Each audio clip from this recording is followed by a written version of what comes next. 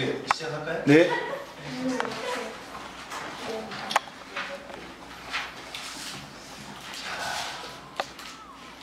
잠깐 기도할까요? 네. 싫다는 겁니까? 하나님 고맙습니다. 하나님 오늘 저희에게 좋은 날 주셔서 감사를 드립니다. 하나님 이날에 저희가 하나님을 기뻐하고 즐거워하기 원합니다. 또 하나님께 저희 가운데 보여주신 그 사랑이 어떤 것인지 경험하면서 소원합니다. 하나님 이날에 마음을 드리고 시간을 드리고 삶의 많은 것들을 드려서 헌신하는 여기 모여있는 모든 분들 가운데 하나님의 은혜와 축복과 사랑을 부어주시옵소서. 주님을 부어주셔서 하나님 저희가 잘 듣고 잘 적용하는 그런 사람 될 수 있도록 하나님 축복해 주시옵소서. 하나님 오늘 하루의 모든 시간을 주님께 올려드리오니 자유롭게 분명하시고 사랑해 주시옵소서. 감사하며 예수님 이름으로 기도합니다. 아멘. 반갑습니다. 반갑진 않군요. 제가 오늘 아침에 오는데 저기 여기 한 9시 정도부터 있어요. 길을 잘 몰라가지고 한 2시간 정도 잡고 왔거든요. 근데 아마 토요일 오전이라 그런지 좀 빨리 왔어요. 아침에 와서 이제 도착하고 나서 제 아내하고 전화를 했더니 빨리 가서 아침을 먹어라. 시간이 있구나. 그래서 가서 아침 식사하고 그리고 왔습니다. 오늘 오는데 또 내비게이션이 작동을 안 하는 거예요. 내비도 안 되고 제 핸드폰 내비도 안 되고 그래서 그냥 완전 감으로 오늘 역사가 있을 좀 있습니다. 네. 저희 광주 여기는 사실 몇 년 전까지는 매년 한두 번씩 여기 옆에 광주성결교회 네, 거기 제가 세미나를 했어서 근데 여기는 제가 주소는 알았는데 어떻게 오는지 모르는데 그냥 물어물어 오다가 여기 사거리가 오거리 있죠. 거기서는 좌회전 하려고 일단 감으로 그리고 딱 1시 방향을 갔는데 비스무리하게 영광처럼 보이는 거죠. 그래서 딱 왔는데 이제 맞게 잘 왔습니다. 네. 여러분들 보니까 GDTS래요? 네. 원래 GGDTS 해야 되는 거 아니에요? 그러니까 그거리 광주니까 GGDTS 아니면 DTS 다 좋아요. 제가 아주 오늘 기대가 되고 여러분들 이번에 청년 DTS이신가요? 네. 그러면은 다 이미 기혼이신가요? 기혼? 이혼입니다. 아직은 싱글이신 거죠? 오늘이 몇 차예요? 그럼 한 절반 정도 되는 거예요. 그죠? 3분의 1 됐습니다. 7주이신 분도 있고 6주이신 분도 있고 그게 뭐가 중요하냐? 7주가 맞아요? 예, 7주군요. 앞에서 어떤 강의들 들으셨나요? 치유, 하나님 선택, 영적 전제, 묵상, 중독.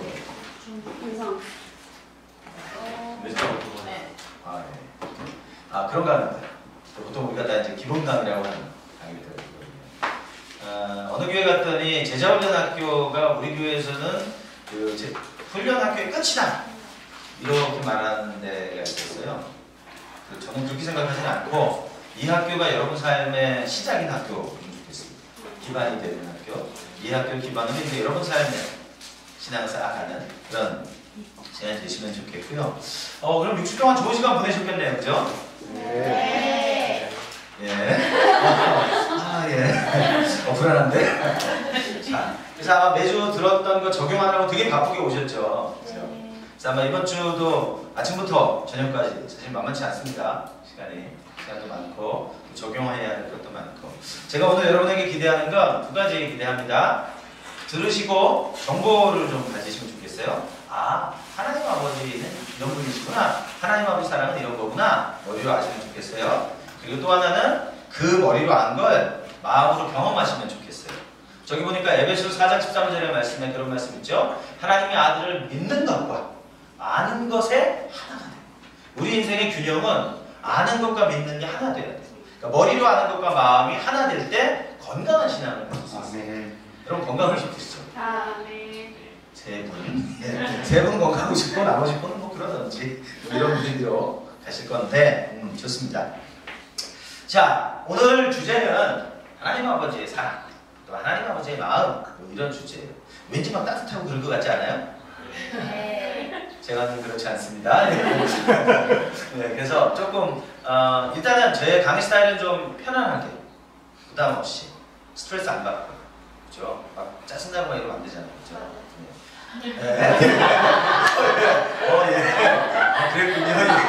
당황스러운데 예. 말이 그렇게 뜻이로는 안 했는데 자, 그래서 제 강의는 이런 거예요. 웃어야 될 때는 웃으시고 울어야 될 때는 우시고 남들 웃는데 운다든지 또 남들 우는데 혼자 웃는다든지 이런 경우는 가까운 경험을 가질 수 있다는 거. 자, 제 소개를 먼저 할게요. 저는 윤종현이라고 합니다. 제 영어 이름은 제시 이름이라고 하고요. 혹시 아는 사람인가요? 제시라는 사람? 성경에 나온 사람인데. 전 질문을 좀 많이 하는 스타일이에요. 여러분 좀 대답을 많이 해주시고.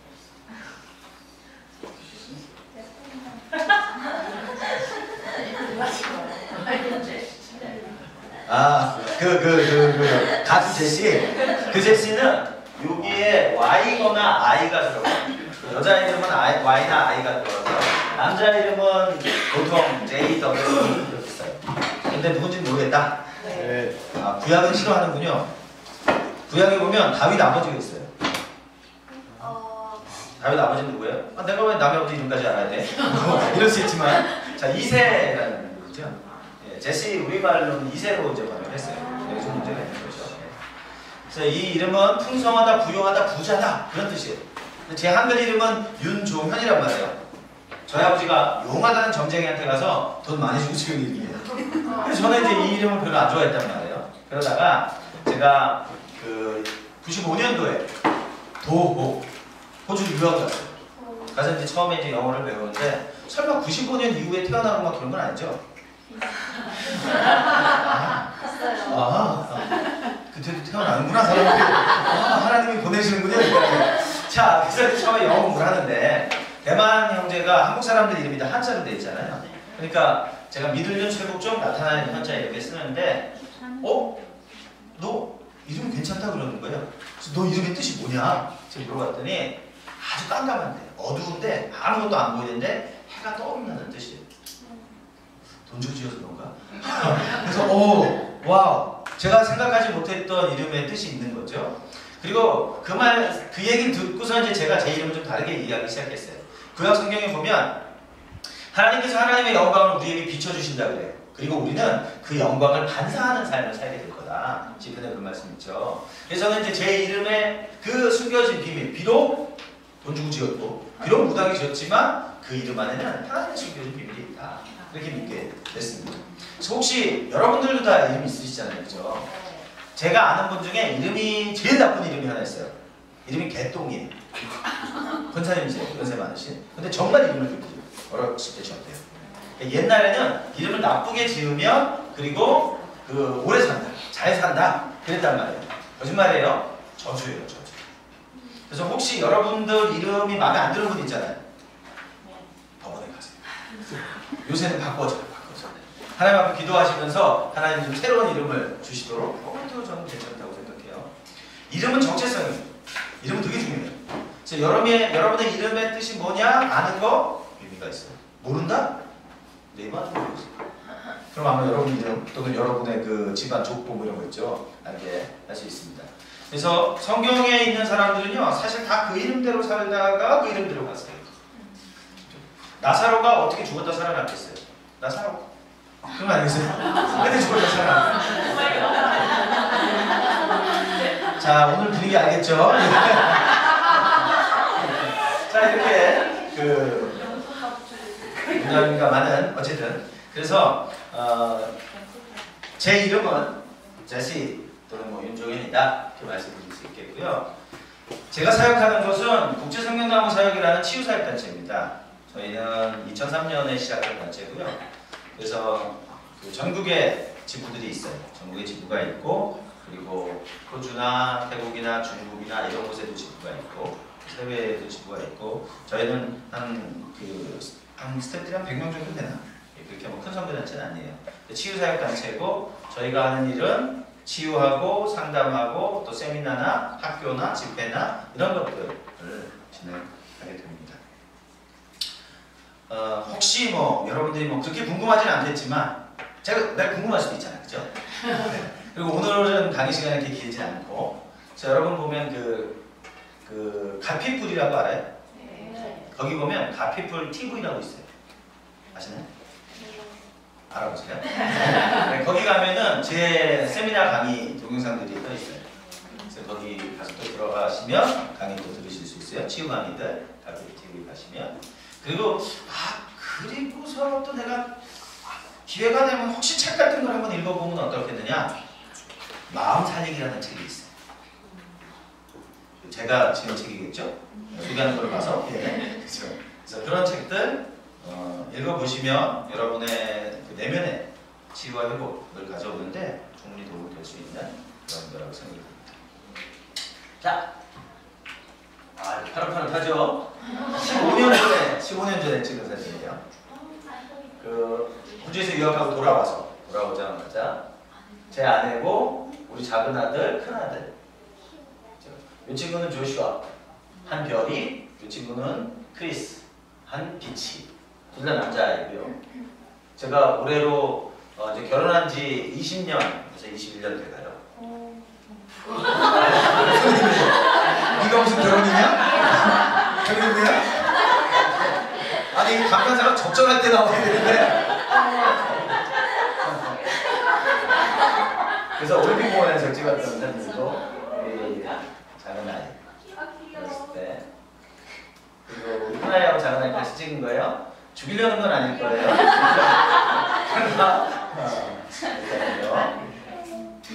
자, 요거는 이제 한 3년, 4년 전에 남의 결혼식 가서 찍은 거예요. 근데 우리가 가족 사진이 거의 없어요. 왜냐면 한 사람이 꼭 찍으니까. 예, 그래서 이 친구는 얼마 안 있으면 방송에서 볼 수도 있어요. 예, 좀 있으면 데뷔할 수 있어요. 그런 친구. 그룹은 나올 거예요. 여기까지만 가셔도 나중에 확인하세요. 자, 제 아내, 그리고 저고, 작은 아내. 전에는 우리보다 더 작았는데 지금 많이 커졌죠. 오늘 작년인가? 재작년에 찍은 것 같아요. 그때 제가 복대를 했어요. 그냥 아니고 복대를 그냥 한 거예요. 근데 팔부착은 안 돼. 그런 부분이 있다고요.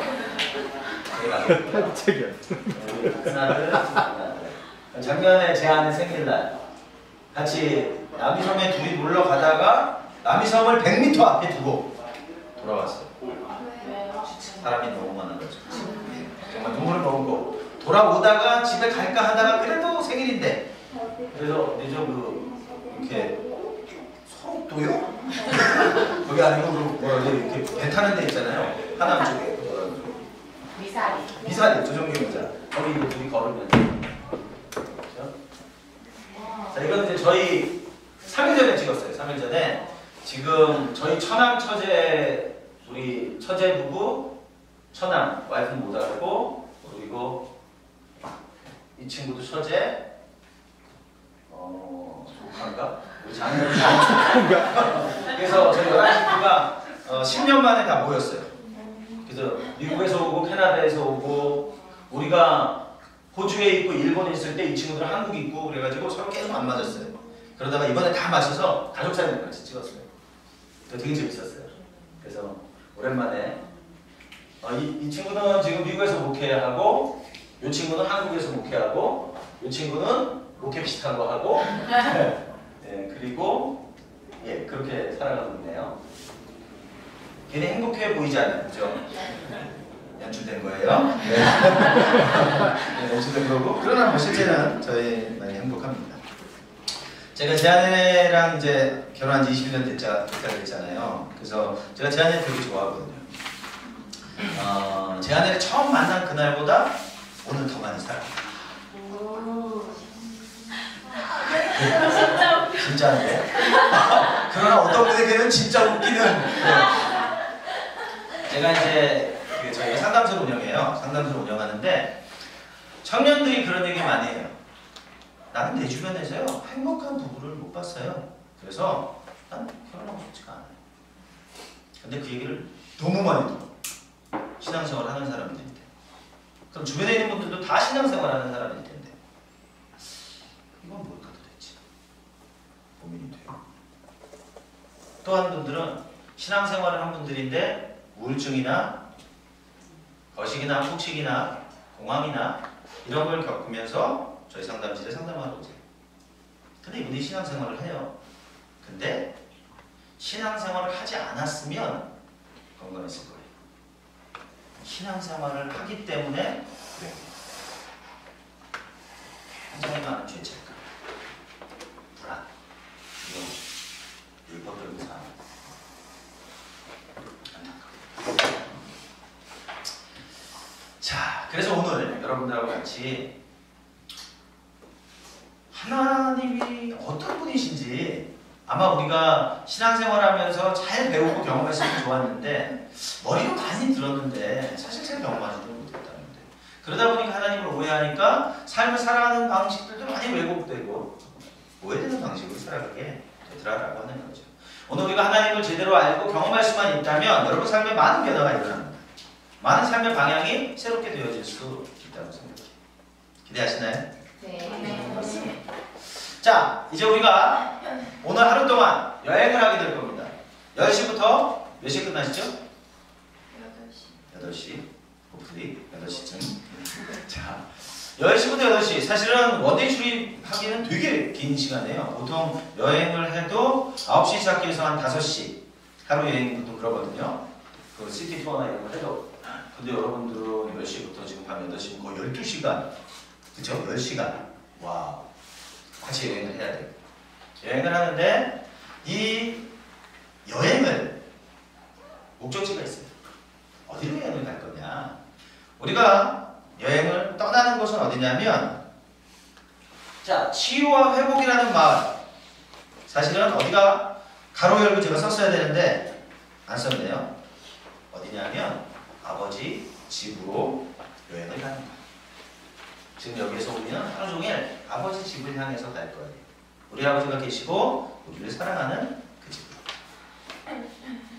자, 그렇게 우리가 여행을 떠나는데 이 여행을 하다 보면 짐을 좀 가볍게 하고 가야 돼요. 그렇지 않아요? 그죠?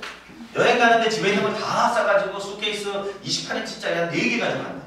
그럼 그게 더 이상 여행이 아닌 거죠. 짐이고 불편함이 되는 거죠. 그래서 우리가 여행을 가기 위해서 몇 가지를 좀 버리고 갔으면 좋겠어요. 그리고 몇 가지를 또 가지고 가면 좋겠다고 생각합니다. 첫 번째, 뭘 버리고 가면 좋겠는가? 고집을 좀 버리고 가자. 고집은 뭐예요? 높은 곳에 있는 집이냐? 자, 구약 성경에 보면 산당이라고 하는 표현이 나와요. 들어본 적 있어요? 산당. 이 산당이 영어로 뭐냐면 higher place예요. 실제로 높은 곳에 있는 거지. 우상에게 제사를 지내는 곳인데 높은 곳에 있어요. 그리고 사람들은 각 사람들 마음 안에 산당이 있어요. 그 산당은 결국 내가 숭배하는 우상이 될 겁니다. 그러나 지금은 오늘은 이제 우리가 내면에 관한 얘기를 하고 있으니까 다른 영역은 다 차지하고 고집을 좀 버리고 가는 필요가 있겠다. 심리학에서는 이걸 뭐라 그러냐면 저항한다 그래요. 저항한다. 고집 부리는 건 저항하는 것이다. 여러분 성경에 나오는 사람 중에서 제일 고집 센 사람 아는 사람 있어요? 바울. 무슨 근거로 바울이 고집세라고 그러지? 셀 것 같아서 나중에 바울하고 대면해야 될 수 있어요. 오케이. 네, 바울 또요. 야곱. 오, 예. 야곱. 요셉. 여러분이 이름 다 대봐요. 무조건 맞아요. 어디 갔더니 그러더라고요. 여러분들 고집 센 사람 아는 사람 있어요? 그랬더니 가만히 듣고 있다가 우리 아빠예요. 모든 아버지들은 다 고집이 세요. 네. 그렇고 성경에 대표적으로 고집 센 사람 중에 누가 있냐면 바로 바로라는 사람이 있어요. 들어봤어요? 네. 바로. 이 사람이 얼마나 고집이 세냐면 한 가지 일에 대해서 10번을 마음을 바꾸지 않아요. 11번째 마음을 바꾸는 것처럼 본인이 안 바꿔요. 그래서 결국 자기 군인들을 바다에 많이 빠뜨려 죽이게 하는 사람이에요. 근데 성경은 이 사람을 뭐라고 말하냐면 강팍한 그것도 그냥 강팍 아니고 강피약. 잘 쓰는 표현도 아니다. 그죠? 강피약할 고집을 부려 마음을 바꾸지 않았다. 이렇게. 고집을 부린다는 것은 마음을 바꾸지 않는 거예요. 고집을 부린다는 건 성경은 뭐라고 그러냐면 굳은 마음. 이사야 보니까 돌 같은 마음. 스토니 핫이라고 얘기했어요. 너무 단단하고 굳어져갖고 그 마음에는 뭐가 들어와도 튕겨져 나가는 거예요. 마태복음에서 말하는 길가에 뿌려진 말씀같이. 그래서 우리가 오늘 여행할 때는 이 고집을 좀 버려버려야 돼요. 여러분 마음에는요 뭐가 있냐면 지도가 있어요. 무슨 지도? 인생의 지도가 있어요. 보통 사람들은 10살이 되기 전에 마음의 지도가 완성됩니다. 그리고 이 지도대로 살아가요. 엄마 아빠하고 그렸던 이 지도. 머리에서는 안 할지 모르지만 마음에서는 이게 가장 좋은 지도라고 믿고 살아가게 됩니다. 이쪽으로 가면 8차선 도로일 거야. 고속도로야. 근데 가보니까 편도 1차선. 가보니까 자갈길인 거예요. 이쪽 길로 가보니까 돌아가시오. 그런 표시만 있단 말이에요. 내 마음에 있는 지도를 가지고 따라가면 난 성공하고 행복할 줄 알았는데 가보니까 불편하더라는 거예요. 행복하지 않더라는 거죠. 고민하기 시작해요. 도대체 왜 이런 것이지? 내가 부모를 잘못 만나서 그렇구나. 어떤 분들은 배우자를 잘못 만나서 그렇구나. 내가 학교를 잘못 가서 그렇구나. 나쁜 친구를 만나서 그렇구나. 다양한 생각을 하게 되죠. 자, 근데 사실은 여러분 환경의 문제가 아니고 배경의 문제가 아니고 뭐가 문제다? 여러분 마음에 있는 지도가 문제예요. 그래서 제가 이제 여러분의 지도를 새롭게 해드리길 원한단 말이에요. 업데이트 해드리길 원한단 말이에요. 그래서 제가 이제 오늘 여러분에게 새로운 지도를 딱 제시했단 말이에요. 그럼 여러분이 아멘 할 것 같지만 예수 이름으로 떠나가라고 명령하고 혼탁한데 오늘 그리고 일단 점심때쯤 되면 아프기로 결정해. 근데 이제 집에 가야 되니까 자 이런 반응은 다 뭐냐? 고집이다. 저항하는 거다. 그런 거. 그래서 여러분 오늘 하루 동안 우리가 여행할 때는 이 저항을 고집을 좀 내려놓고 가면 좋겠어요. 그럴 수 있을까요? 뭐 대답을 안 한다고 해서 달라질 건 없어요. 자, 고집을 좀 내려놓자. 그 다음에 보이시나요? 네. 누가 보이시나요? 아인슈타인 보이시나요? 마릴린 먼로도 보이시는 분이 있네. 예, 이상한데. 자, 안경 쓰고 붙인 분들 벗고 한번 보세요. 누가 보여요? 마릴린 먼로 보이시죠? 한 사람인데 또 한 사람이 있어요. 자, 이게 뭐냐? 우리가 두 번째 버리고 가야 될 것 뭐냐면 가면을 좀 버리고 가자. 가면을 좀 벗고 가자. 가면을 벗는다. 이게 뭘까요? 자, 우리가 언제 가면 많이 쓰냐면 교회 올 때 우리 가면 많이 쓴 거야. 굉장히 멋지고 아름다운 사람인 것처럼 신앙 좋은 사람이고 그쵸? 하나님 따라 사는 사람인 것처럼 다 가면 쓰고 가.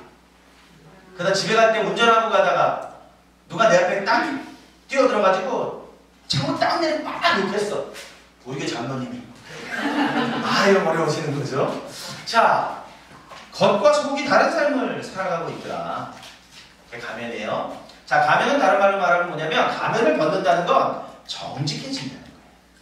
우리가 오늘 하루 동안은 여러분의 쓰고 있는 가면들을 좀 다 벗고 가시면 좋겠어요.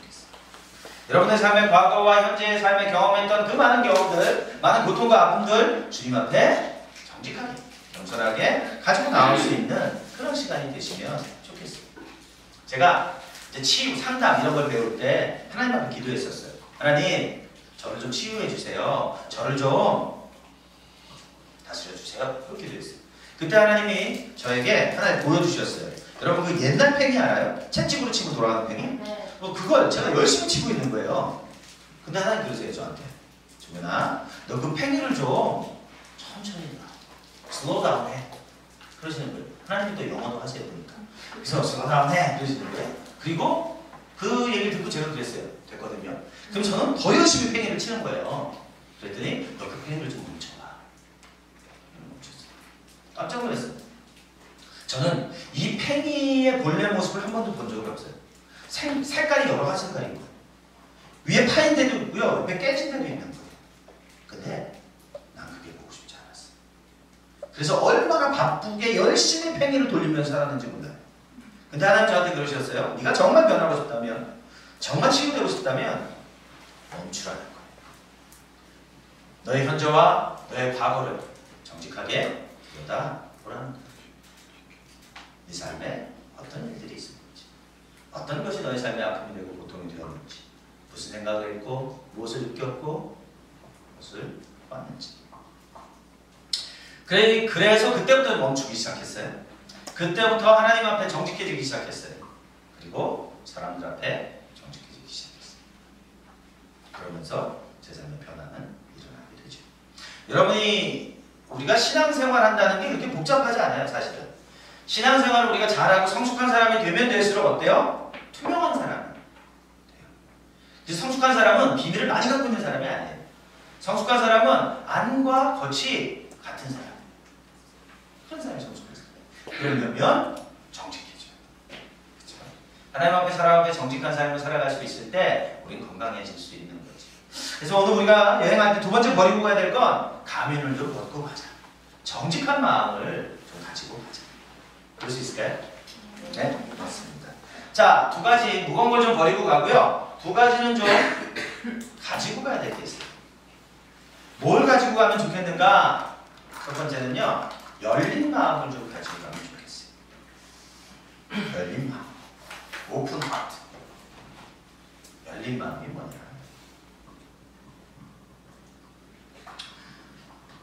저희 상담실에 상담을 하러 오는 분들이 있어요. 부부도 있고요, 개인도 있고요, 동성애를 겪는 분도 있고요, 트랜스젠더인 분도 있고요. 정말 다양한 분들이 상담하러 오거든요. 근데 그분들에게 제가 첫날 꼭 하는 얘기가 있어요. 그게 뭐냐면 비난하기를 멈추라는 거예요. 비판, 비난, 판단, 비교. 이 네 가지는 여러분 인생 가운데 없어져도 돼요. 그래도 전혀 문제가 되지 않는 거예요. 열린 마음을 갖는다라고 하는 것은 여러분이 인생의 경험 모두 다 받아들인다 그런 의미는 아니에요. 자, 오늘 여러분이 강의 듣잖아요. 강의 들으면서 성서적이라고 생각하는 건 받아들이세요. 이거 성서적이지 아닌 것 같아요? 버리세요. 잘 모르겠는데 선반 위에 올려두세요. 그랬다가 확인됐을 때 받아들이는지 버리는지 그때 결정이 되겠죠. 여러분 오늘 저를 보면서 어때요? 막 마음이 상하고 분노가 막 일어나고 이런 분들이 있으시면 잘 오신 거예요. 잘 오신 거예요. 제가 제주도에서 세미나 할 때였던 것 같은데 제가 세미나를 일주일 동안을 하는데 첫날 강의를 마치고 쉬는 시간인데 한 자매가 찾아왔어요. 영어 좀 쓰지 마세요. 기분 나빠 죽겠어요. 강사가 말이야. 저도 그러는 거예요. 당황. 보통 그렇게 하진 않거든요. 그죠? 근데 이분은 제가 마음에 안 들어요. 그래서 첫날 왔다가 가버렸어요. 그래서 제가 그분 아는 분한테 저분 어떤 분이세요? 법전공인데요. 대학원에서도 법했고요. 영어 기가 막히게 한대요. 근데 왜 나보고 그러냐. 그죠? 그리고 저 잊어버렸어요. 자, 1년이 지나고 나서 그분이 제 세미나에 또 왔어요. 그리고 저한테 와서 저 기억하시겠어요? 그러는 거예요. 사실 제가 사람은 잘 기억 못하거든요. 뭐 어째 여러 사람들을 만나니까. 근데 깊이 기억나요. 자꾸 보니까 자꾸 기억나고 많이 보니까 많이 기억나고 이런 거예요. 아, 예, 기억납니다. 작년에 저를 딱 보는데 너무 기분 나요. 막 화가 나요. 목소리가 생긴 게 말투가 기분 나더라고요. 그래서 자기 갔다는 거지. 자, 1년 동안 그러면서 하나님께서 이분에게 가르쳐 주셨대요. 왜 그랬는지. 저 때문에 화가 난 줄 알았더니 나중에 알고 보니까 자기에게 상처를 주었던 사촌 오빠랑 제가 똑같이 생겼어요. 그래서 제가 속으로 그럼 사촌 오빠가 이형제인가? 이런 생각을 했잖아요. 제가 옛날에는요 홍학표 닮았다고 했어요. 여러분 세대는 아니어서 잘 모를 거예요. 그 다음에는 이훈 닮았다고 그랬어요. 약간. 자, 엊그제 사진 찍으러 갔을 때 그 포토그래퍼가 저보고 이훈 닮았다고 그랬어요. 소리 있는 거예요. 네. 그리고 안타깝게도 요새는 그냥 이 형제로 통일이 돼서 제가 살이 많이 쪄서 그래요. 근데 사실 제가 대학 다닐 때만 해도 58kg. 그리고 저희 집안에서는 살찐 사람이 아무도 없어요. 저만 살쪘어요. 저는 은혜라고 생각해요. 은혜로 살이 딱 된 거라고 생각해요. 어쨌든 자, 그래서 그분이 이제 얘기하는 게 사실은 나보고 화가 난 줄 알았더니 자기 사촌 오빠. 그러니까 저를 보면서 누굴 보는 거예요? 사촌 오빠. 여러분 지금 오늘 절 보면서 막 기분 막 나쁘고 막 이런 사람 있잖아요. 사촌 오빠 찾아. 그래서 오늘 사촌 오빠랑 결단을 해야 돼. 그죠? 자, 그래서 열린 마음을 좀 가지고 가야 되는데 여러분들 지금 이 학교가 12주 학교인가요? 어떻게 되나요? 16주. 자, 16주 동안 이제 학교를 하는 동안에 다양한 강사들이 오세요. 그죠? 남자도 있고 여자도 있고 그죠? 저와 잘생긴 사람도 있고 또 그렇지 않은 사람도 있고 막 이렇단 말이에요. 뭐 있지 않을 수도 있어요. 자, 그런데 이분들이 신앙도 다르고 신학도 달라요, 사실은. 그러다 보니까 똑같은 성경 구절을 전혀 다르게 말하는 분들도 있어요. 그렇죠? 뭐 예를 들면 이런 거예요. 여러분 영적 전쟁 배웠죠? 영적 전쟁이 잘못하면 이상한 거예요. 성경은 이미 예수님께서 다 승리하셨다고 그랬어요. 근데 우린 싸워. 이상하지 않아요? 말이 안 되잖아요. 예수님이 다 이기셨는데 또 우린 싸워야 돼. 고민되지 않아요? 그럼 도대체 예수님의 십자가의 그 승리는 뭐예요? 그런데다가 그 영적 전쟁을 하면서 자꾸 사단하고 영적 전쟁을 해요. 하나님하고 피조물은 싸우지 않아요. 하나님과 사단은 대적하는 관계가 아니에요. 무슨 피조물이 어떻게 하나님을 대적해요? 불가능한 얘기예요. 그건 우리가 속는 거예요. 정말 영적 전쟁은 뭐냐? 사실 영적 전쟁은 진리 전쟁이에요. 우리 인생의 싸움은 뭐냐면 생각의 전쟁이에요. 그 전쟁에서 누가 이기느냐? 그것이 우리 인생을 좌우하는 거예요. 이건 제 얘기가 아니라 타마샬이라고 하는 영적 지도자. 우리 인생에서 가장 전략적인 전쟁터가 있는데 그건 우리 마음이고 바로 생각의 전쟁이다. 그래서 예수님 그러신 거예요. 진리를 알지니 진리가 너를 자유케 하리라. 그래서 불필요한 영적 전쟁은 사실은 속는 거예요. 사단에게. 자, 영적 전쟁에 대해서 똑같은 거 다른 방식으로 설명한단 말이에요. 그죠? 그러면 헷갈려. 왔다 갔다 아리까리 이런단 말이죠. 그럼 이놈의 문제인가 저놈의 문제인가 막 고민해야 된단 말이에요. 우리는 인생의 모든 문제를 다 알 수 없어요. 매주 여기 오시는 분들은 자기가 강의하는 영역에 있어서는 스페셜라이즈된 분들이에요. 그리고 자기 삶에 열매가 있고 경험이 있는 거예요. 그래서 그걸 나눈단 말이에요. 그렇죠? 그러다 보니까 성경 구절을 서로 다르게 이해하는 경우도 있단 말이에요. 그럼 그 얘기를 들으면 우리는 대부분 어떻게 하냐면 내가 듣기 싫은 얘기하면 귀 딱 닫아요. 그때부터 딴 생각해. 그렇죠? 그때부터 우리는 그 다중인격자가 되기 시작해요. 몸은 여기 있는데 마음이 안 돼. 그렇죠? 자, 그렇게 하지 마시라는 거예요. 열린 마음을 갖는다라고 하는 건 우리가 여유가 좀 있어야 돼요. 신앙생활하는 사람이 경직될 필요 없고 두려울 필요 없어요. 혹시 여기 신천지에서 오신 분들 계시면 환영합니다. 네. 잘하셨어요. 잘하셨어요. 자, 신천지가 교회에 자꾸 들어와요. 그죠? 여러분 눈빛은 저를 그렇게 보는 것 같은데. 자, 저희가 학교를 전국에서 해요. 저희가 대전에서도 하고 부산에서도 하고 울산에서도 창원에서도 서울에서도 뭐 다 학교를 하는데 저희가 학교 할 때 창원하고 부산하고 대전에 신천지 분들이 왔었어요. 몰랐어요 처음에. 나중에 알게 됐어요. 근데 결국 도망갔어요. 본인들이 못 견뎌서. 우리는 뭐 괜찮았어요. 불나방이 불 가운데 뛰어들잖아요. 그러면 불이 꺼지는 게 아니에요. 나방이 타 죽는 거예요. 신천지 아니라 할아버지가 와도 걱정할 거 하나도 없어요. 우리가 예수 그리스도의 복음의 능력 안에, 그렇죠? 성령의 능력 안에 바로 서 있기만 한다면 불나방은 왔다가 타고 가는 거예요. 아멘. 그렇죠? 예. 지금 아멘 안 하는 사람 신천지도 안 하셨어요.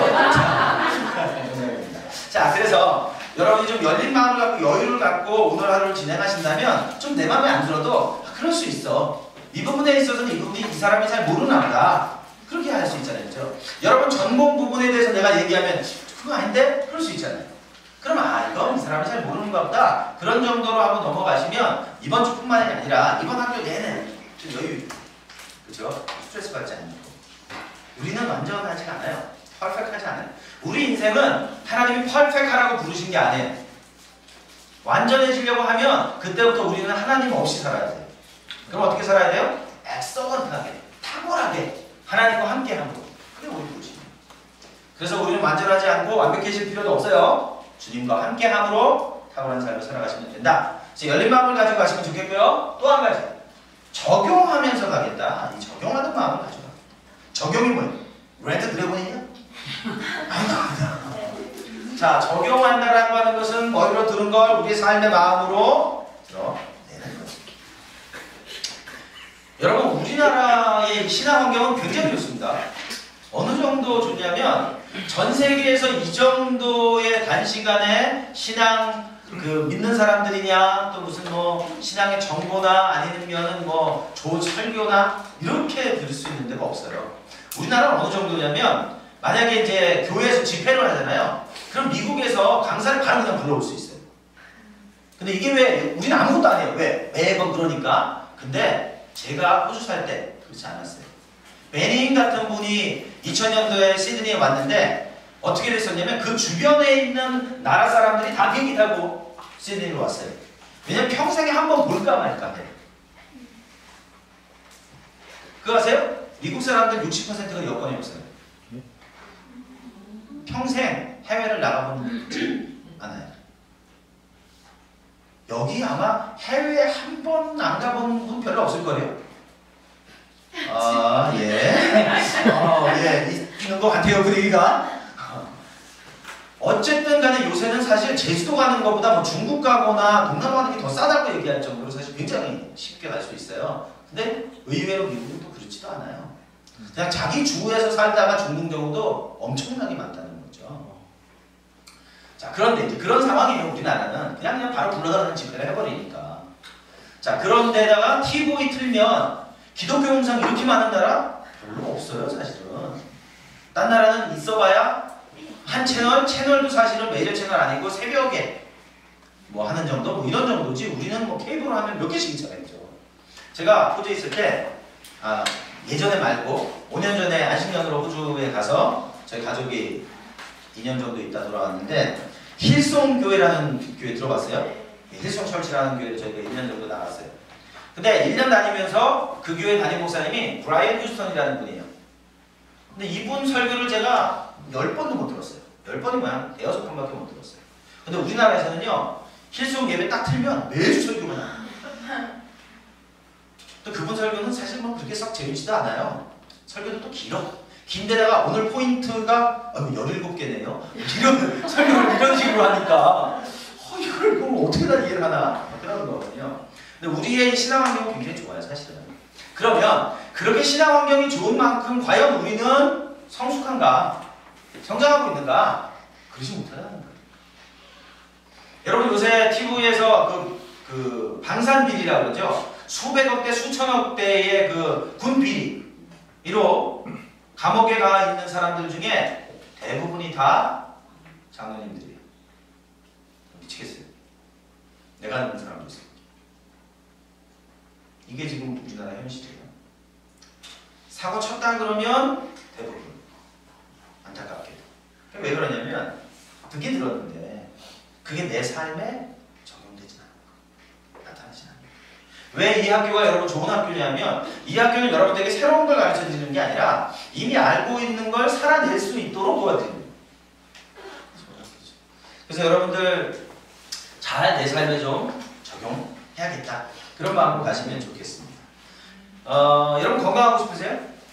행복하고 싶으세요? 네. 그러기 위해서 여러분이 꼭 해야 되는 게 있어요. 그게 뭐냐면 482. 482를 아시나요? 네, 고맙습니다. 이렇게 자신있게 대답을 해주셔야 돼요. 자, 버지니아 사티어라고 하는 가족치료사 이분이 이제 돌아가셨어요. 이분이 뭐라고 얘기했냐면 우리가 정서적으로 건강하고 행복하려면 적어도 하루에 4번은 안아줘야 된다 그랬어요. 4번 안아주면 어떻게 되느냐? 죽지 못해 산다는 거예요. 하루에 8번 안아주면 어떻게 되느냐? 그럭저럭 산다는 거예요. 우리가 정서적으로 건강하고 행복하려면 적어도 하루에 12번은 안아줘야 된다. 시험 들죠? 아무리 생각해도 12번 안 되죠. 전 이 얘기를 처음 들었을 때 당황했어요. 왜냐하면 저는 저희 아버지에게 저희 어머니에게 안겨본 기억 전혀 없어요. 당연히 할머니도. 제가 8살 때 저희 어머니는 저희 집에서 나가셨어요. 도망가셨어요. 아버지의 폭력을 피해서. 아버지랑 부부싸움 하다가 어머니가 아버지한테 맞다가 아버지가 칼을 던졌어요. 그 칼이 문에 딱 꽂혔어요. 아, 내가 여기 있으면 죽겠구나. 그래서 도망가셨어요. 물론 우리 입장에서는 저는 어머니는 되게 미워했어요. 왜? 날 버리고 갔으니까. 그리고 아버지는 가끔 집에 오셨고 할머니가 키워주셨어요.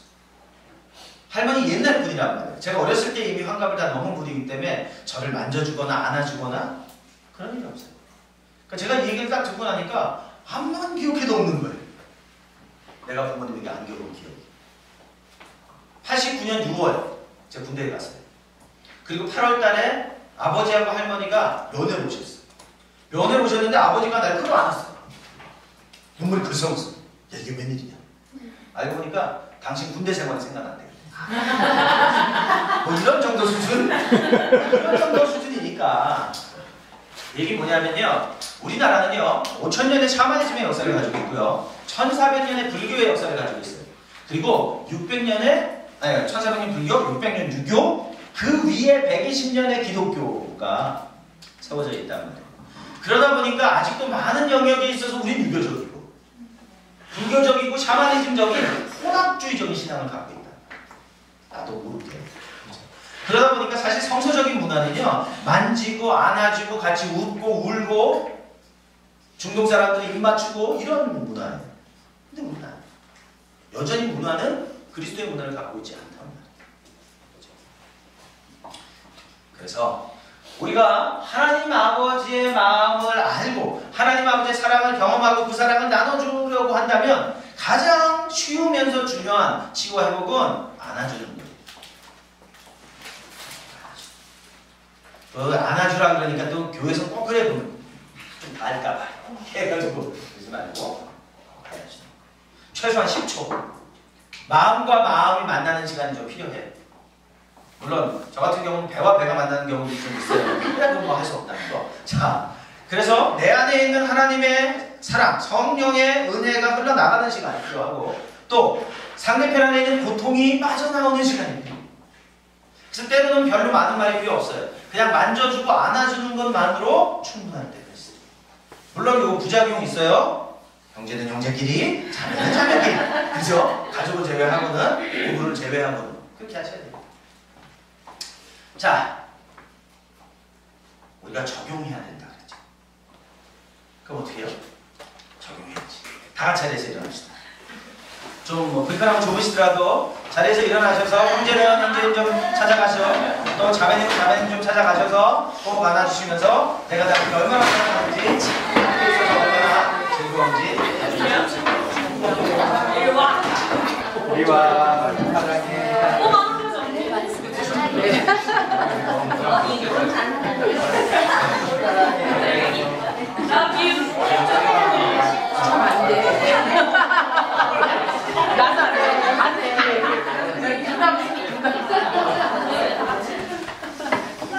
이거 10초 이상, 10초, 12초.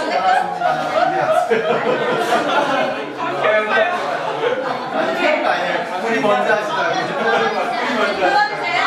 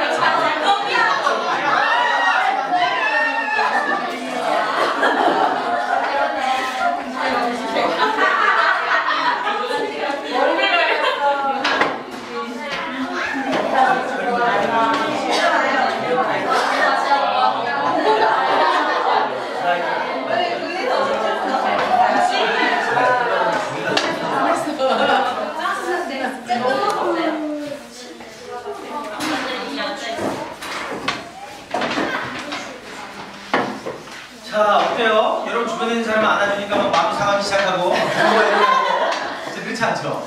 마음 따뜻해지지 않아요? 네. 기분이 좋아져요. 또 어디는 제가 가서 보면 보통 이제 제가 부흥회 같은 거 할 때 첫날 이거 첫 시간에 꼭 하거든요. 근데 집회도 하기 전에 끌어안고 물고 불고 막 별거 다 해. 그냥 단순히 누가 나에게 관심을 가져주고 만져주고 안아주는 것만으로 내 안에 얼었던 게 뭐가 굳었던 마음들이 자 이제 강의를 하려고 그러는데 못 쓰는 사람들이 있어요. 강의 한 게 없는데 그죠? 자 봅시다. 우리가 하나님 아버지를 떠나 살아가게 되어질 때 우리는 어떤 삶을 살게 되는지 자 어때요 이거? 이 그림 어때요? 버거워요. 예. 많이 먹었죠. 보통 하나를 물어야 될 것 같은데 3개 물고 있으니까. 또요? 어떤 것 같아요? 뭐라고요? 욕심 많은 것 같아요. 예. 또요? 그냥 느껴지는 대로. 무슨 소리야? 난 느끼는 게 없어. 힘들어 보이죠? 네. 편안해 보이진 않는 것 같아요. 이런 삶을 살아가는 사람들은 우리는 성취 중심적인 삶을 살아간다 라고 이야기합니다. 내가 가치 있고 소중하고 중요한 사람이 되기 위해서 의미 있는 사람이 되기 위해서 난 어떻게 해야 되는가? 성취해야 돼. 좋은 학교, 좋은 직장, 좋은 차, 좋은 집에서 살아야 돼. 그러기 위해서 공부 열심히 해야 되고 좋은 직장 가야 되고 좋은 차 사야 돼. 이렇게 생각하는 사람입니다. 왜 이런 삶을 살아가게 되느냐? 두려움 때문에. 실패할까봐 두렵기 때문에 우리는 무엇인가를 추구하는 삶을 살아가게 됩니다. 한 분이 상담을 하러 오셨어요. 근데 뭐 멀쩡해요. 남자분인데 멀쩡해요. 근데 이분의 문제는 뭐냐면 자살주의. 높은 데 올라가면 무의식적으로 뛰어내리고 싶대요. 삶이 너무 고통스러운 거예요. 그렇죠? 그래서 지금 우울증을 겪고 계세요. 여러분 예수님 믿는 사람들이 보통 이제 우울증을 겪는 분들이 제일 많이 말하는 게 뭐냐면 소망 없어요, 죽고 싶어요 이런 얘기 많이 하거든요. 이게 크리스찬 버전이 있어요. 크리스찬 버전은 뭐냐면 하나님이 날 좀 빨리 데려가시면 좋겠다. 굉장히 멋진 얘기처럼 들리는데 사실은 소망 없어요, 죽고 싶어요 이렇게 하는 거거든요. 그래서 이분하고 이제 얘기를 하다 보니까 이분 대한민국 0.1% 의사예요. 의사인데 좋은 대학 나와서 좋은 병원에서 인턴하고 이제 때가 돼서 병원을 지어가지고 원장이 된 거예요. 근데 안타깝게도 그때가 98년도예요. 여러분 98년도에 뭔지 알죠? I'm fine이 아니에요. 한국 사람들은 IMF 때가 I'm fine이었다는데 뭐 대부분의 사람들은 fine 하지 않았어요. 그죠? 어려웠을 때요. 근데 이분도 그때 개원을 했는데 결국 망했어요. 수십억 원의 돈을 빌려가지고 한 건데. 그래서 이제 망해가지고 다시 이제 페이드락터 병원에 들어가서 의사가 되고 월급을 받는 거예요. 근데 문제는 자기가 버는 돈의 80%를 빚 갚는 데 써요. 근데 몇 년이 지나도 줄어들지 않아요. 고통스러운 거예요. 누가 봐도 행복할 것 같고 누가 봐도 성공한 사람이어야 되는데 그렇지가 않아요. 내 인생의 가치와 기대 이거는 뭔가 이뤄냈을 때 나는 그런 사람이야 라고 생각하는 건데 그렇지 못할 때 삶은 무너지게 되는 거죠. 두 번째 삶의 패턴을 보게 되면 자 어떤 것 같아요?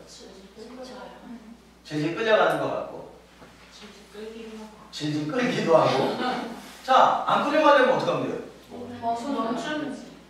손을 네, 놓으면 되죠. 멈추면 되고 놓으면 돼요. 근데 지금 놓지 못하고 있죠.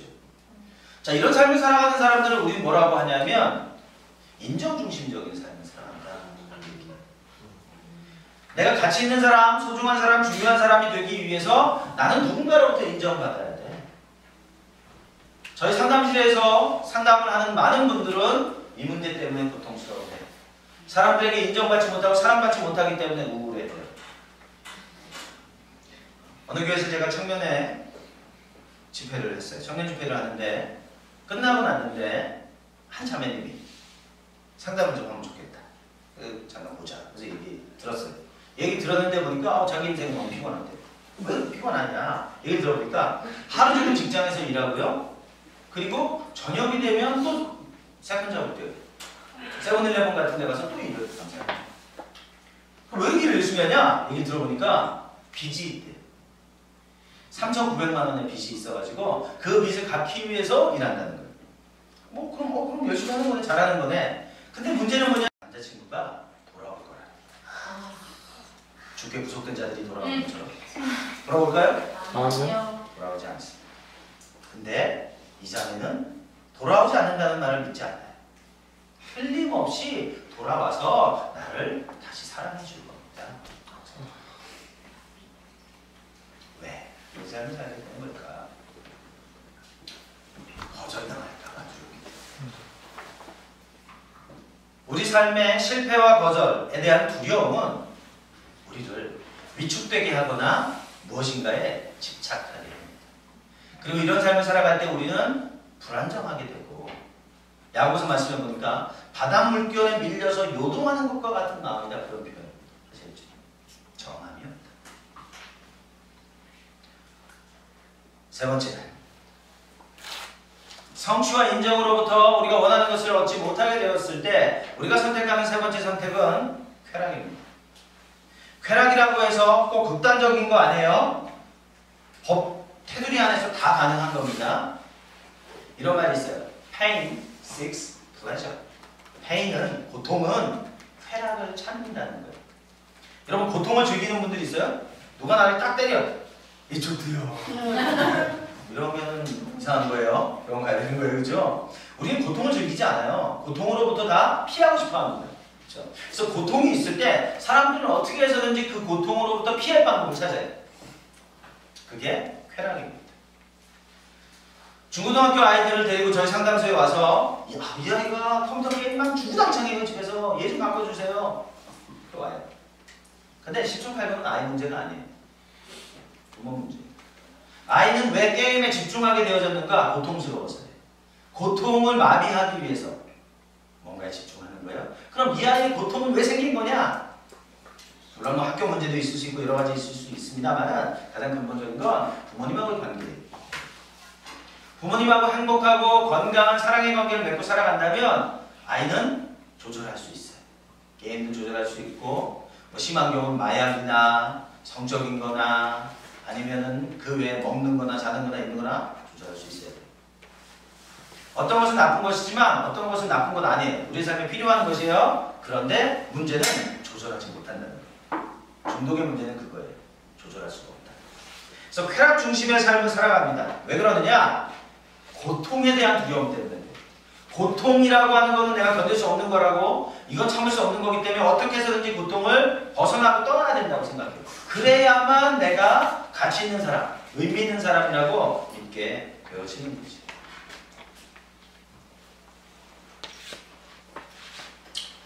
자, 성취와 인정과 쾌락의 삶을 살아가다가 결국 자신이 원하는 것들을 다 얻지 못하게 되어졌을 때 우리는 네 번째 선택을 하게 됩니다. 뭘까요? 비난 중심의 삶을 살아가게 됩니다. 내가 이렇게 고통스러운 건 너 때문이야 라고 말하는 거죠. 제가 이 비난을 잘하는 사람을 두 사람 알아요. 한 사람은 우리 아버지, 그리고 또 한 사람은 우리 큰아들 한비치, 크리스. 이 친구는요 얼마나 비난을 잘하는지 모르겠어요. 자기가 잘못했는데 동생을 보고 뭐라 그래요. 제가 어느 날 한비군 아빠가 보니까 그건 네 잘못인데 왜 동생을 자꾸 뭐라고 하니? 제가 얘기했어요. 그랬더니 제가 가만히 생각하다가 기분이 좋아지잖아요. 그렇게 얘기해요. 또 통찰력은 있어. 나쁜 쪽으로. 우리가 누군가를 비난하는 이유는 그래야 덜 고통스럽기 때문에 그래요. 그래야 내가 이것으로부터 책임지지 않아도 된다고 믿기 때문에 그렇게 합니다. 그럼 왜 우리 비난하는가? 처벌에 대한 두려움 때문에 그래요. 잘못한 사람은 처벌받아야 돼. 잘못한 사람은 용납받을 수 없어. 이 일에 대해서 누군가가 책임져야 하고 그래야만 나는 가치 있는 사람이야 라고 생각하게 되기 때문에 그렇습니다.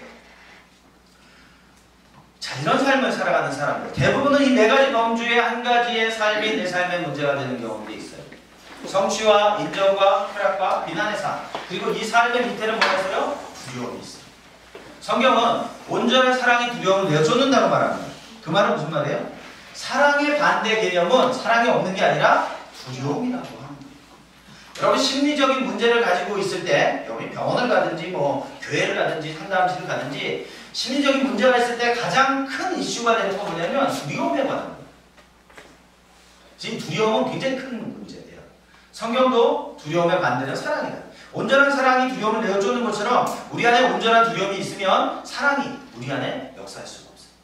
하나님의 사랑이 우리 안에서 일하실 수가 없다는 말이죠. 자, 그러면 왜 우리는 이런 삶을 살아가게 되어진 거냐?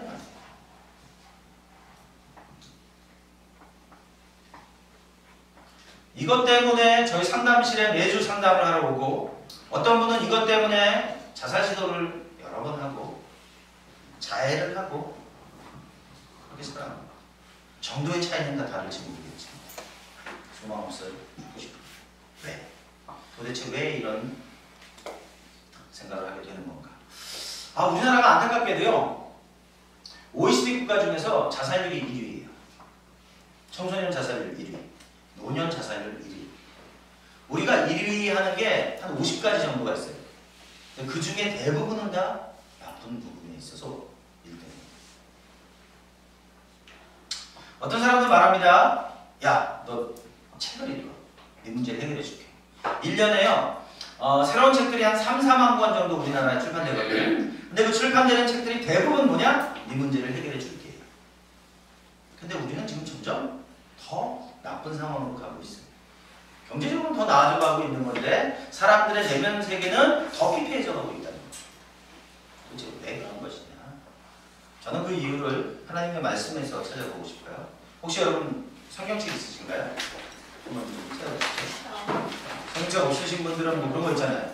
스마트폰 같은 데 보면 다 요새 웬만한 거 있는데 예레미야 2장 13절 말씀입니다.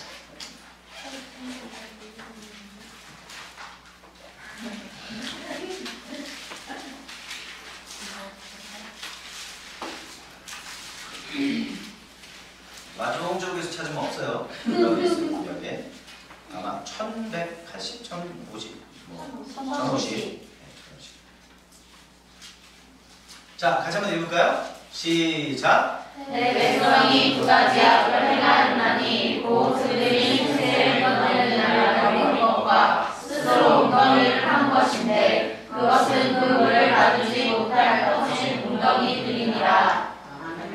참으로 나의 백성이 두 가지 잘못을 저질렀다. 첫 번째는 생명의 근원이신 하나님을 버린 것이다.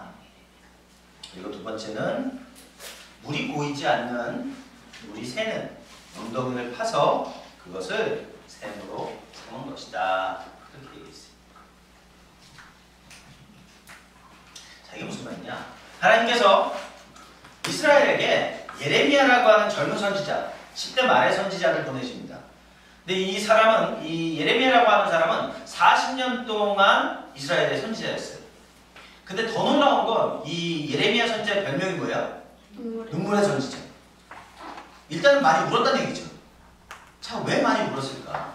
이스라엘을 안타까우면서 울었겠죠? 그러나 또 한 가지는요, 40년 동안 이스라엘의 예언자였는데 이스라엘 사람들에게 한 번도 그 예언이 들려진 적이 없어요. 하나님의 선지자다, 예언자다, 그런 인정을 받지 못했다는 거예요. 와, 기가 막히지 않아요? 쉽게 말하면 40년을 목회했는데 성도가 단 한 명도 없어요. 40년 동안. 근데 나는 계속 하나님 말씀을 전하고 있단 말이에요. 예레미야는 그런 삶을 살았던 사람이에요. 분명히 하나님의 사람이었는데도 불구하고 그 시대 사람들은 예레미야의 메시지를 듣지 않았어요. 그래서 결국 이스라엘 사람들은 어떻게 됩니까? 바벨론으로 끌려가서 70년 동안 종살이를 하게 됩니다.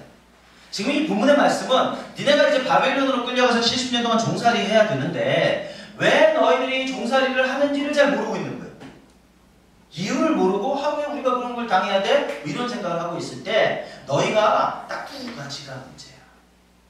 이렇게 뭐 20가지, 30가지 아니고 딱 두 가지가 문제인데 첫 번째, 생명의 근원이신 하나님을 버리는 거다.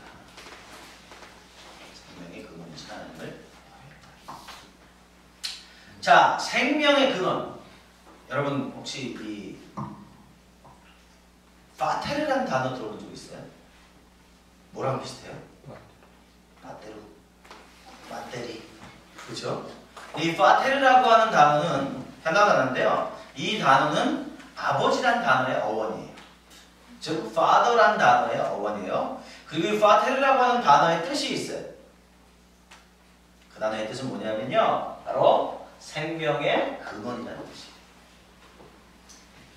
이스라엘 백성들의 문제는 뭐냐면 아버지 되신 하나님을 버린 게 첫 번째 문제였다. 이스라엘 백성들은 그렇게 생각 안 했어요. 자기들은 서민이라고 생각했다. 하나님의 백성이라고 생각했고 어떤 어려움에서는 우리를 구해주실 것이다 라고 하는 그런 믿음이 있었어요. 근데 그런 이스라엘 사람들에게 하나님은 뭐라고 말씀하시는 거예요? 너희가 나를 버렸다 라고 말씀하고 계시는 거예요. 자, 생명으로부터 생명의 근원은 아버지라고 말씀드렸는데 그 아버지로부터 우리에게 몇 가지가 와요. 아버지로부터 우리에게 와야 되는 게 뭐냐면 첫 번째, 정체성이에요. 신분이에요. 창세기 1장 26절부터 28절의 말씀에 보니까 하나님께서 우리가 우리의 모양을 따라 형상을 쫓아 누굴 만들어요? 사람을 만들고 그렇게 말씀하세요. 자, 인간의 정체성, 신분 이거 누구로부터 오는 거예요? 아버지로부터 옵니다. 하나님 아버지로부터 오고 육신의 아버지로부터 와요. 그 얘기는 여러분이 여러분 아버지와 건강한 관계를 맺는다면 하나님 아버지와 건강한 관계를 맺는다면 내가 누구인지 알게 된다는 거예요. 여러분 신분과 정체성이라고 하는 것은 하루아침에 만들어지는 게 아닙니다. 사실은. 나라고 하는 사람은 여러분의 과거의 경험의 합이에요. 여러분의 과거에 계속 여러분의 아버지와 어머니와 하나님과 여러분이 지속적으로 맺어왔던 그 관계의 합, 그게 오게 나요. 하나님의 사랑을 경험하고 부모님의 사랑을 경험했던 사람들은 자기 자신을 긍정적으로 바라봅니다.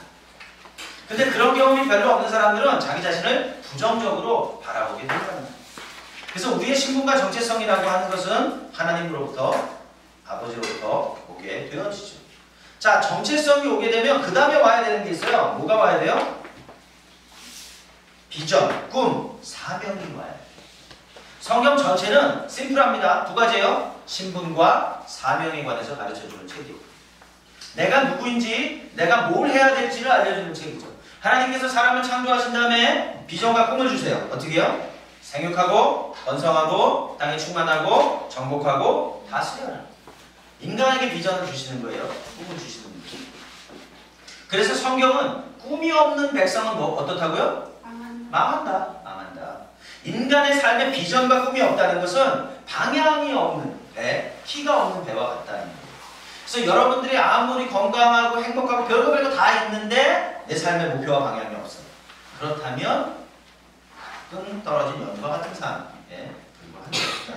어떤 사람들은요, 자꾸 뭔가를 하면서 성취나 인정을 추구하면서 그것을 통해서 내가 누군지를 찾으려고 하는 사람들이 있어요. 어느 목사님 그러시더라고요. 근데 이제 50대 중반인데, 목사님, 나는요, 내가 누군지 잘 모르겠어요. 목회 잘하는 분이에요. 근데, 자기 잘 모르겠어요. 목회를 열심히 해서 성도들도 많아지고, 사람들도 훈련되고 그러면, 그럼 내가 누군지 알게 될 줄 알았는데, 모르겠다.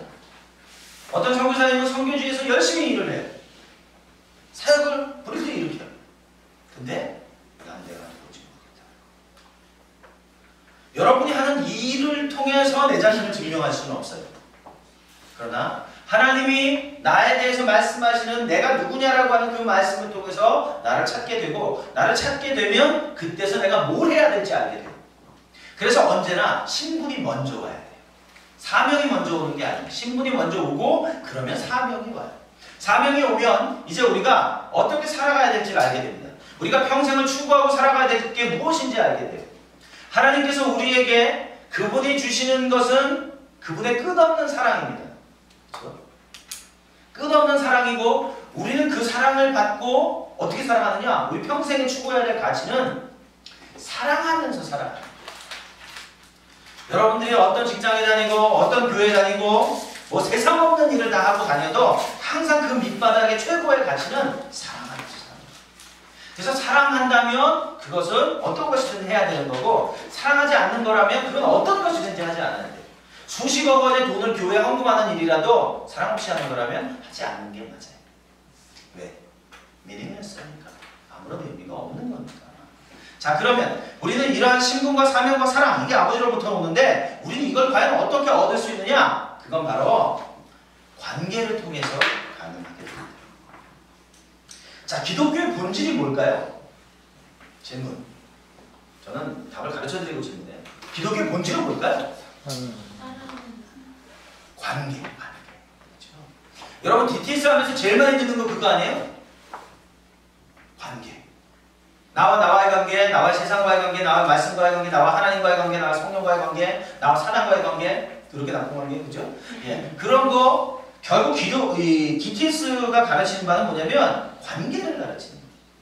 하나님과 의미 있고 친밀한 관계, 사람들과 의미 있고 친밀한 관계. 마찬가지로 우리가 신분과 사명과 사랑, 이것을 어떻게 얻을 수 있느냐? 공부 많이 하면 얻을 수 있느냐? 그렇지가 않아요. 공부 많이 해도 알 수가 없어요. 하나님 아버지와의 사랑의 관계 가운데, 친밀한 가운데만 알 수 있다는 거예요. 그래서 이건 경험으로 와야 알 수 있는 거예요. 그러나 여러분 그 대학 다닐 때 철학개론 이런 거 들어본 적 있어요? 대학교 싫어요? 교양은 절대 그런 건 아니고 어려운 거? 자, 보통 이제 철학을 배울 때 제일 처음에 하는 질문 4가지가, 가장 인간 삶의 기본적인 질문 4가지가 있어요. 그게 뭐냐면 존재론, 목적론, 가치론, 인식론이에요. 난 어디서 왔냐? 어디로 가느냐? 뭐가 가치 있는 거냐? 도대체 이걸 어떻게 알 수 있는 거냐? 이 4가지 질문. 자, 이 4가지 질문에 관한 게 바로 사실은 이미 하나님 안에 있는 거예요. 하나님께서 우리 아버지가 되신다라고 하는 건 뭐냐면 우리 인생의 가장 중요한 질문 4가지에 대한 해답을 주시는 거예요. 거꾸로 말하면 우리가 하나님 아버지, 생명의 근원 되신 아버지를 모르게 되면 나는 내가 누군지, 내가 뭐 해야 될지 알 수 없는 삶을 살아가게 된다는 거예요. 그럼 그때부터 우리는 성취와 인정과 쾌락과 비난의 삶을 살아갈 수밖에 없어요. 그리고 그것은 사랑의 삶이 아니라 두려움의 삶인 것이죠. 하나님이 우리를 디자인하신 건 어떤 거냐면 이런 거. 하나님께서 사람을 창조하시고 그 사람에게 하나님의 사랑을, 하나님의 생명을 가득 부어 주셨다는 것이죠. 사람들은요, 누구나 다 그 마음에 통이 하나씩 있어요. 영혼의 통이 하나씩 있단 말이에요. 그리고 그 통에 하나님은 하나님의 생명과 사랑을 부어 넣어주길 원하세요. 제가 부산에 가가지고 물어봤어요. 부산에 있는 분들 마음에 영혼의 통이 있는데 그 통의 이름이 뭐냐? 그랬더니 다라이. 경상도 사람들 마음에는 다라이가 하나씩 있어요. 그래서 제가 강원도에 가서 물어봤더니 강원도 사람들 마음에는 댐이 하나씩 있어요. 댐에 하나님 사랑을 담는 거죠. 여의도 순복음교회 가서 물어봤더니 여의도 순복음교회 사람들 마음에는 생수통이 하나씩 있대. 거기다 담는 거죠. 제가 영락교회 가서 물어보니까 거기는 영락통이 있대. 이게 영원한 기쁨이라는 뜻이거든요. 영락이. 기쁨이 통이 있는 거예요. 자, 온누리교회 가서 물어보니까 온누리교회 사람들 마음에는 뭐가 있냐 했더니 비전통이 하나씩. 텔레비전인지 모르겠지만 비전통이 하나씩. 그래서 제가 중국에 가가지고 저희가 이제 중국에서 저희가 중국에 지부가 있기 때문에 중국에 가가지고 중국 사람들을 그 지하교회 가가지고 저희가 세미나하고 집회하고 이러거든요.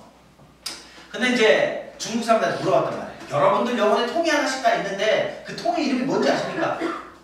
통.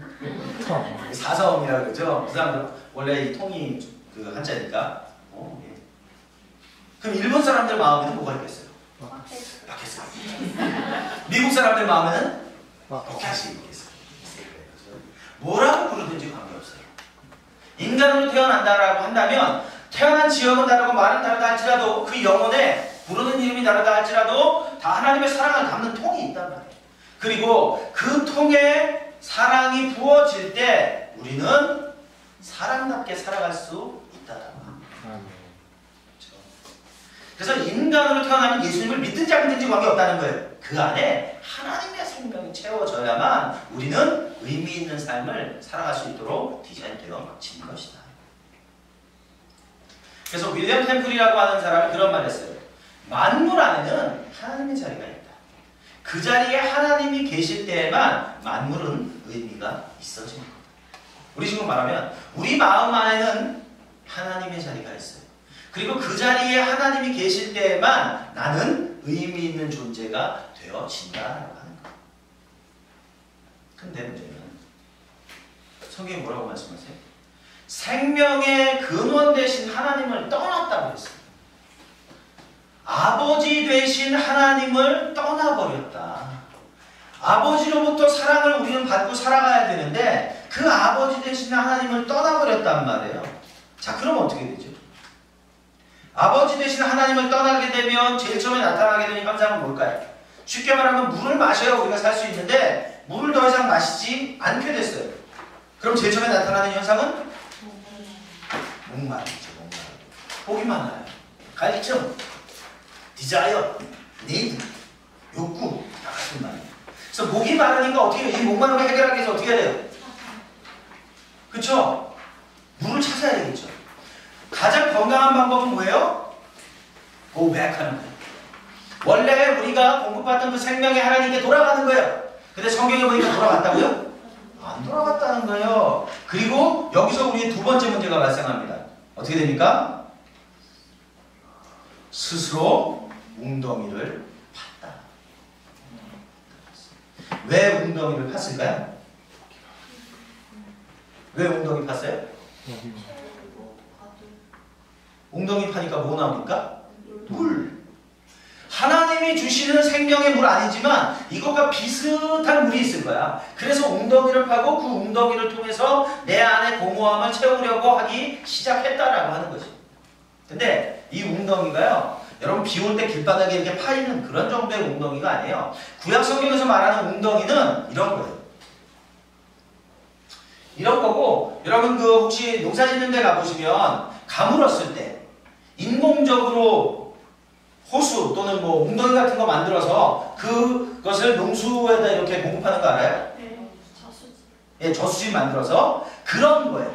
구약 성경에서 말하는 웅덩이는 그런 걸 말하는 거예요. 엄청나게 큰 거죠. 처음에는요, 내가 파요. 내가 파는데 나중에는 거기에 빠져서 다시 나올 수가 없어요. 그래서 이 웅덩이라고 하는 게 뭐냐? 웅덩이면요 이런 거예요. 자, 같이 한번 읽어볼까요? 시작. 감정을 조절하고 고통을 줄이거나 즐거움을 누리기 위한 것에 대한 집착. 웅덩이는 감정을 조절하려는 거예요. 고통은 줄이고 즐거움은 누리려는 거예요. 그래서 그것에 대해서 집착하는 거예요. 하나님이 주시는 사랑과 기쁨과 생명이 아닌 다른 것을 통해서 내 안의 내적인 공허함을 해결하려고 하는 시도예요. 왜 우리가 성취를 추구하고 인정을 추구하고 쾌락과 비난을 추구하느냐? 바로 감정을 조절하려고 하는 거예요. 쉽게 말하면 기분이 좋아지려고 하는 거예요. 그래서 하나님의 사랑과 생명의 대칭물을 찾으려고 하게 되는 거죠. 여러분, 하나님의 사람을 창조하실 때 사람에게는 영혼, 몸, 특별히 그것만 주신 건 아니에요. 뇌도 주셨어요.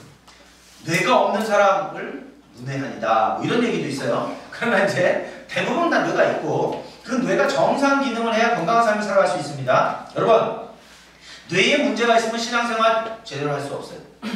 뇌에 문제가 생기면 신앙은 내가 하나님을 사랑하는데도 자살 충동이 생기고 하나님을 사랑하는데도 폭력하고 이런 일들이 일어나요.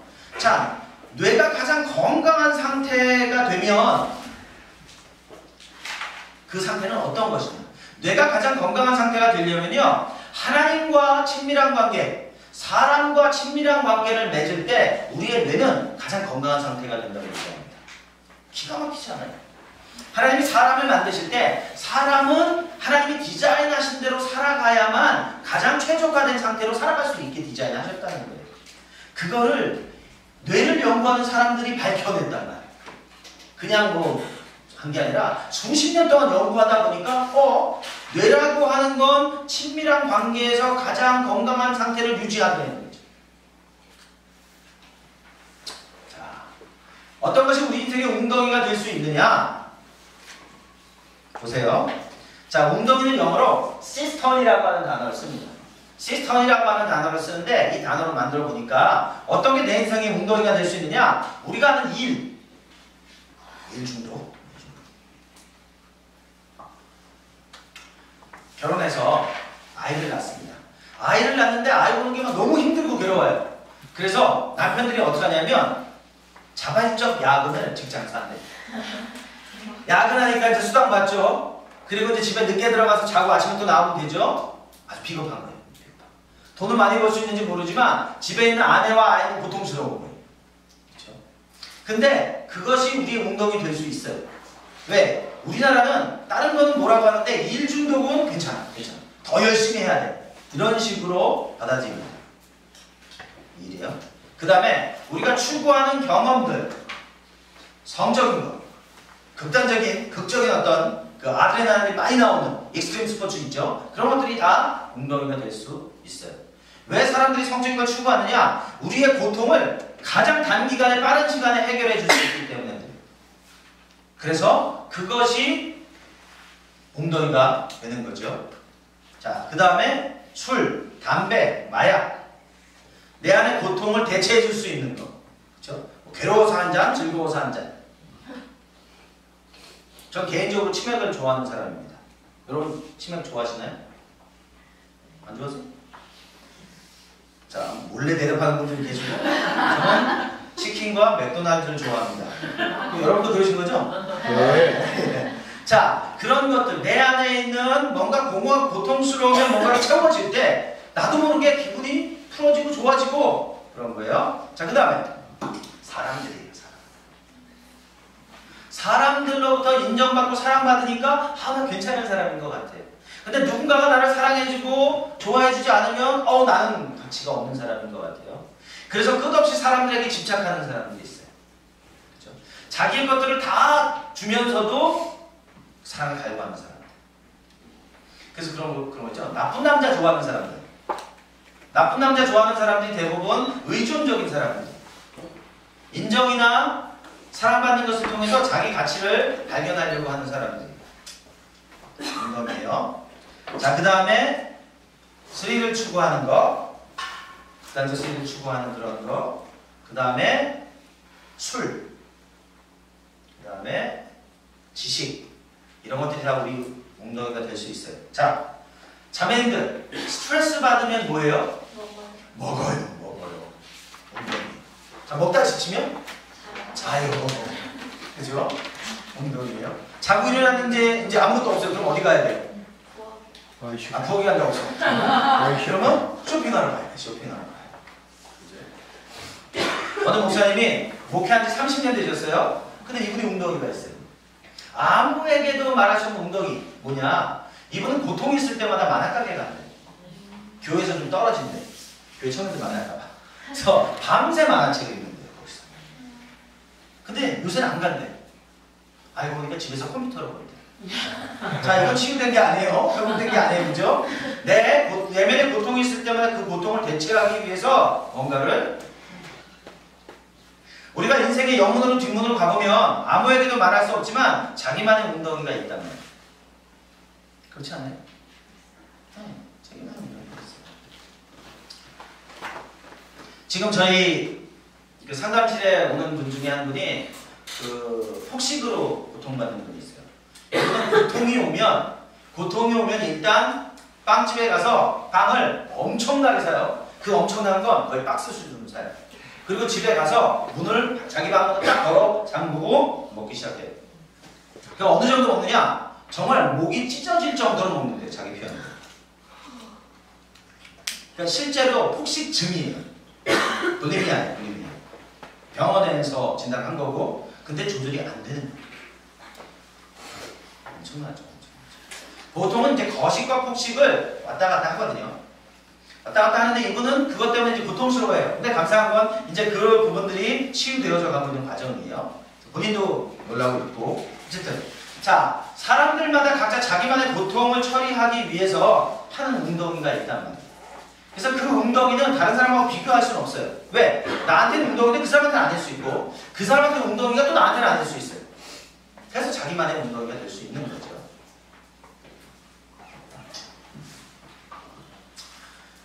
성경은 뭐라고 말씀하십니까? 우리가 웅덩이를 파는데 그 웅덩이는 어떤 웅덩이다?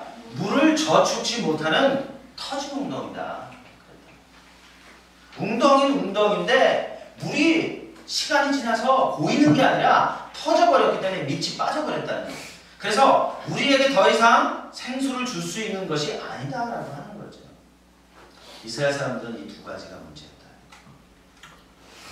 아버지를 떠나서 아버지 위에 다른 것으로 대체하는 삶을 살았던 것.